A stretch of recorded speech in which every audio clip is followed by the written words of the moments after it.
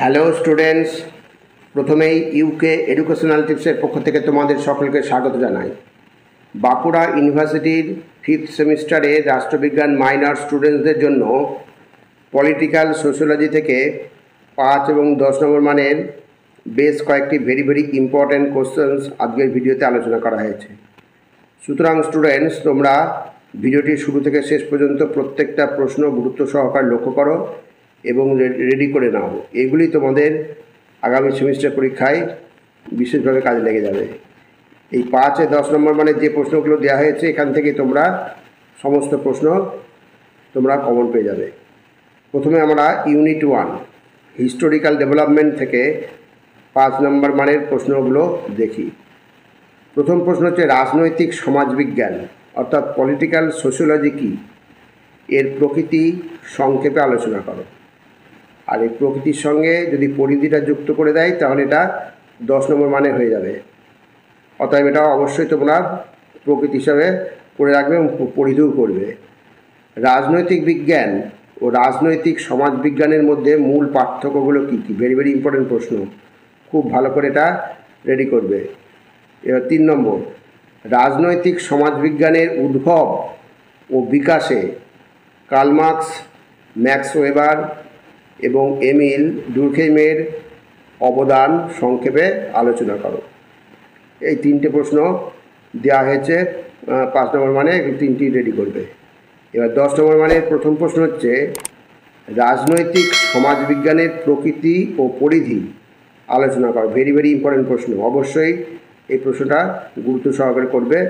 যদি 10 নম্বর মানে না আসে তাহলে এর 5 নম্বর মানে শুধু প্রকৃতি হিসাবেও আসতে পারে। এবার 2 নম্বর, রাজনৈতিক সমাজবিজ্ঞান অর্থাৎ পলিটিক্যাল সোশিওলজি একটি স্বতন্ত্র শাস্ত্র হিসেবে বিকাশ লাভের ঐতিহাসিক প্রেক্ষাপট সংক্ষেপে লেখো। ভেরি ইম্পর্টেন্ট প্রশ্ন, এটা 5ও আসতে পারে, 10ও আসতে পারে, অতএব এটা রেডি করে রাখবে। 3 নম্বর হচ্ছে রাজনৈতিক সমাজতত্ত্বের বা রাজনৈতিক বিজ্ঞানের বিকাশের ইতিহাস এবং এর গুরুত্ব ব্যাখ্যা করো।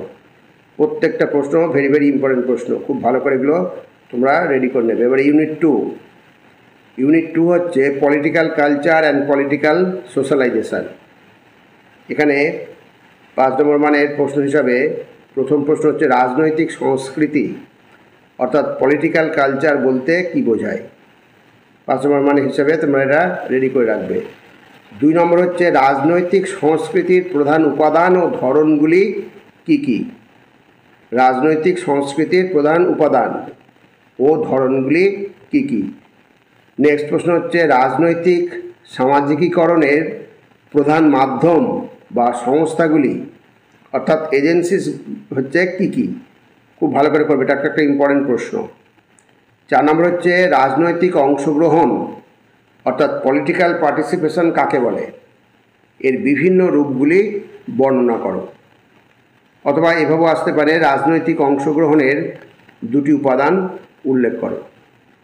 এই করা করবে। এবার 10 নম্বর মানের হিসাবে প্রথম প্রশ্ন হচ্ছে রাজনৈতিক সংস্কৃতি বলতে কি বোঝো, এর বিভিন্ন ধরনের উপর বিশদ আলোচনা করো।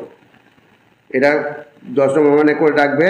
5 নম্বর মানে হিসাবে আসলে তোমরা লিখতে পারবে রাজনৈতিক সংস্কৃতি বলতে কি বোঝো। অথবা এভাবে আসতে পারে রাজনৈতিক সংস্কৃতির অর্থ, উপাদান ও অভিমুখ আলোচনা করো। 2 নম্বর, রাজনৈতিক সামাজিকীকরণ কি, একটি দেশের রাজনৈতিক সংস্কৃতি গঠনে এর ভূমিকা আলোচনা করো। ভেরি ইম্পর্টেন্ট প্রশ্ন। অথবা এভাবে আসতে পারে রাজনৈতিক সামাজিকীকরণের অর্থ, ভূমিকা ও প্রধান এজেন্সিগুলি বিশ্লেষণ করো। নেক্সট হচ্ছে রাজনৈতিক অংশগ্রহণের অর্থ ও উপাদানসমূহ ব্যাখ্যা করো। অথবা এভাবে আসতে পারে রাজনৈতিক অংশগ্রহণ কি, একটি সুস্থ গণতন্ত্রের গুরুত্ব এবং রাজনৈতিক অংশগ্রহণের বিভিন্ন কারণ ও নির্ধারকগুলি আলোচনা করো। এই 10 নম্বর মানের প্রশ্নগুলো সব করে করবে। যদি এখান থেকে 5 নম্বর মানে আসে 5 নম্বর মানে লিখতে পারবে।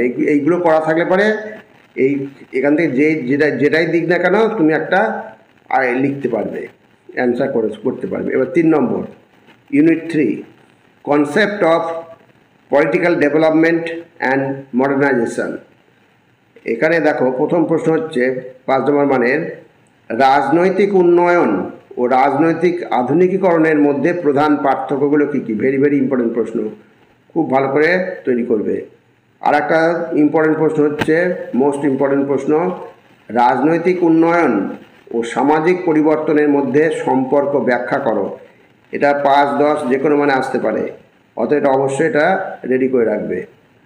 আর 3 নম্বর হচ্ছে তৃতীয় বিশ্বের প্রেক্ষাপটে রাজনৈতিক উন্নয়নের প্রধান সমস্যাগুলি কী কী? খুব ভালো করে এই 3টে প্রশ্ন রেডি করে রাখবে এই ইউনিট থেকে। এবার 10 নম্বর মানের প্রথম প্রশ্ন হচ্ছে রাজনৈতিক উন্নয়ন অর্থাৎ পলিটিক্যাল ডেভেলপমেন্ট বলতে কি বোঝায়? তৃতীয় বিশ্বের দেশগুলির প্রেক্ষাপটে এর বিবর্তন আলোচনা করো। ভেরি ভেরি ইম্পর্টেন্ট প্রশ্ন, খুব ভালো করে রেডি করবে। নেক্সট প্রশ্ন হচ্ছে রাজনৈতিক আধুনিকীকরণ ও রাজনৈতিক উন্নয়নের ধারণার মধ্যে সম্পর্ক বিশ্লেষণ করো। দুটি ধারণার মধ্যে সাদৃশ্য ও বৈসাদৃশ্য ব্যাখ্যা করো। ভেরি ভেরি ইম্পর্টেন্ট প্রশ্ন। নেক্সট হচ্ছে রাজনৈতিক উন্নয়ন ও সামাজিক পরিবর্তনের মধ্যে পারস্পরিক সম্পর্ক ও নির্ভরশীলতা বিশ্লেষণ করো। এই দুটি কিভাবে একে অপরকে প্রভাবিত করে? তাহলে যে কটা প্রশ্ন দেওয়া হয়েছে প্রত্যেকটাই ইম্পর্টেন্ট প্রশ্ন, খুব ভালো করে করবে। 3টে দেওয়া আছে, 3টে প্রশ্নই খুব ভালো করে রেডি করে রাখবে। এবার ইউনিট 4, এবার হচ্ছে দেখো concept of globalization and nationalism. এই অধ্যায় থেকে, এই ইউনিট থেকে 5 নম্বর মানের প্রশ্নের প্রথম প্রশ্ন হচ্ছে গ্লোবালাইজেশন বা বিশ্বায়ন বলতে কি বোঝায়? খুব ভালো করে এটা 5 নম্বর মানের হিসাবে করে রাখবে। এইবার হচ্ছে 2 নম্বর গ্লোবালাইজেশনের প্রেক্ষাপটে জাতিগত রাজনীতি কি? ভেরি ভেরি ইম্পর্টেন্ট প্রশ্ন, খুব ভালো করে করবে। গ্লোবালাইজেশনের অর্থাৎ বিশ্বায়নের প্রেক্ষাপটে জাতিগত রাজনীতি কি? নেক্সট প্রশ্ন হচ্ছে এখানে দেখো, অথবা এভাবেও আসতে পারে বিশ্বায়ন বলতে কি বোঝো? জাতিগত রাজনীতির ওপর এর প্রভাব সংক্ষেপে আলোচনা করো। ভেরি ভেরি ইম্পর্টেন্ট প্রশ্ন। এই প্রথমে যে প্রশ্নটা দেওয়া হলো গ্লোবালাইজেশন বা বিশ্বায়ন বলতে কি বোঝায়, এটা অবশ্যই করবে। তাহলে ওটা করলে আবার এখানে আবার হয়ে যাবে বিশ্বায়ন বলতে কি বোঝায়, তো সংক্ষেপে লিখতে পারবে জাতিগত রাজনীতির উপর এর প্রভাব সংক্ষেপে আলোচনা করা। ভেরি ভেরি ইম্পর্টেন্ট প্রশ্ন, খুব ভালো করে করবে। বিশ্বায়ন কিভাবে রাষ্ট্রের সার্বভৌমত্বকে প্রভাবিত করে? এটা একটা ইম্পর্টেন্ট প্রশ্ন। আর 4 নম্বরে এটা এখানে দেওয়া হয়েছে, এটা 5 নম্বর মানে হিসেবে আসতে পারে, এটা 10-এ দেওয়া আছে, অর্থাৎ 10-এ করা থাকলে তোমার এখানে 5-এ হয়ে যাবে। তৃতীয় বিশ্বের জাতীয়তাবাদের বৈশিষ্ট্য উল্লেখ করো। এটা এই তৃতীয় বিশ্বের জাতীয়তাবাদের বৈশিষ্ট্য 10-এ আছে, ওখান থেকে একটা পার্ট কেটে 5-এ আসতে পারে, সেই জন্য আমি এখানে ব্র্যাকেট দিয়ে রেখে দিয়েছি। ওটা করলে এটা হয়ে যাবে। এবার 10 নম্বর মানে প্রথম প্রশ্ন হচ্ছে বিশ্বায়ন ও জাতীয়তাবাদের মধ্যে সম্পর্ক বিশ্লেষণ কর। ভেরি ভেরি ইম্পর্টেন্ট প্রশ্ন। আর 2 নম্বর হচ্ছে আরও ইম্পর্টেন্ট প্রশ্ন হচ্ছে পাশ্চাত্য জাতীয়তাবাদ ও তৃতীয় বিশ্বের জাতীয়তাবাদের বৈশিষ্ট্যগুলি আলোচনা করো। যেটা আগে বলছিলাম, এই তৃতীয় বিশ্বের জাতীয়তাবাদের বৈশিষ্ট্যগুলো, তৃতীয় বিশ্বের জাতীয়তাবাদের বৈশিষ্ট্য উল্লেখ করো। এখানে এই বৈশিষ্ট্য যদি করা থাকলে ওখান থেকে তুমি একটা প্রশ্ন তোমার 5-এ দিলে তুমি লিখতে পারবে। পাশ্চাত্য জাতীয়তাবাদ ও তৃতীয় বিশ্বের জাতীয়তাবাদের বৈশিষ্ট্যগুলি আলোচনা করো। এই দুটি ধারার মধ্যে মূল পার্থক্যগুলি কী কী? ভেরি ভেরি ইম্পর্টেন্ট প্রশ্ন, খুব ভালো করে রেডি করে রাখবে। 5, 10 দুটি হয়ে যাবে। এবার পাশ্চাত্য জাতীয়তাবাদ ও তৃতীয় বিশ্বের জাতীয়তাবাদের প্রকারভেদ তুলনামূলকভাবে আলোচনা করো। আর পরবর্তী প্রশ্ন হচ্ছে বিশ্বায়নের অর্থ এবং এর প্রেক্ষাপটে জাতিগত রাজনীতি অর্থাৎ পলিটিক্স অফ এথনিসিটি। এথনিসিটি হচ্ছে এখানে জাতিগত রাজনীতি, এথনিসিটি, পলিটিক্স অফ এথনিসিটি। বিশ্বায়নের অর্থ এবং এর প্রেক্ষাপটে জাতিগত রাজনীতির ভূমিকা আলোচনা করো।